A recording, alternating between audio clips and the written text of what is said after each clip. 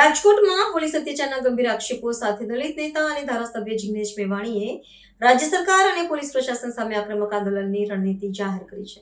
આજે માનનીય લલિતભાઈ વસોયાના ઉપસ્થિતિમાં રાજકોટ જિલ્લા કોંગ્રેસ દ્વારા ઉપલેટાની બજારમાં એક અદ્ભુત કાર્યક્રમનું આયોજન થયું। જે પ્રમાણેની સભા અને જે પ્રમાણે ક્રાઉડનો જનતાનો રિસ્પોન્સ જોયો, અમને પૂરી પાક્કી ખાતરી છે કે આગામી તાલુકા જિલ્લા પંચાયતની ચૂંટણીમાં કોંગ્રેસ પાર્ટીને, કોંગ્રેસના ઉમેદવારોને ખૂબ સારો રિસ્પોન્સ મળવાનો છે।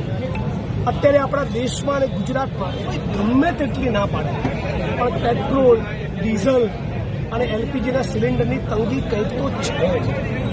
રાજ્યની સરકાર અને કેન્દ્રની સરકારે આ પ્રમાણે જે પ્રમાણિકતાપૂર્વક ચોખવટ કરી ગુજરાત અને દેશની જનતાને જે હૈયાધારણ આપવી જોઈએ એ આપવામાં સરકાર નિષ્ફળ ગઈ હોવાના કારણે કાળાબજારી, સંગ્રહખોરી થઈ રહી છે અને કંઈક કિલોમીટર સુધી લાંબી લાઈનો આપણે અગાઉના દિવસોમાં પેટ્રોલના મુદ્દે છે।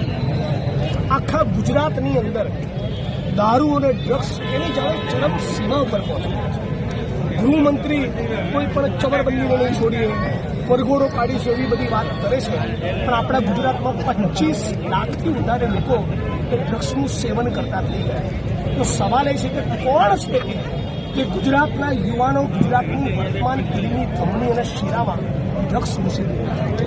ગુજરાતના રાજકોટના ક્રાઇમ બ્રાન્ચના આઈપીએસ જગદીશ પાંગરવાની સામે કોળી પટેલ સમાજના એક યુવાન, એક પત્રકારે એવું એલિગેશન કરવું પડે કે એમના ગુદા માર્ગમાં પિચકારી દ્વારા પેટ્રોલ ઘૂસેડવામાં આવ્યું, એ કેટલી હદની વિકૃતિ કહેવાય।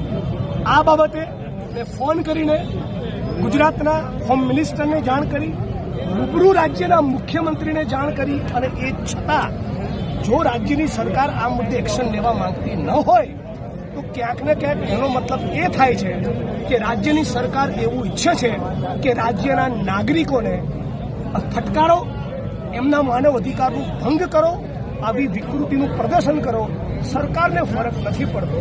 તો આની સામે હજારો લોકોની મેદની અમે લોકો 14 એપ્રિલ ડૉક્ટર બાબા સાહેબ આંબેડકરની જયંતિના દિવસે કરી રાજકોટ પોલીસ કમિશનર કચેરીના ત્યાં હજારોની તાદાદમાં જવાના છીએ, એક જ માંગ સાથે કે આઈપીએસ જગદીશ પાંગરવાની સામે એફઆઈઆર કરી એની ધરપકડ કરી, જે ક્રાઇમ બ્રાન્ચમાં એણે કોળી પટેલ યુવાનના માનવ અધિકારનો ભંગ કર્યો એ જ રાજકોટની ક્રાઇમ બ્રાન્ચમાં એના રિમાન્ડ માંગવામાં આવે।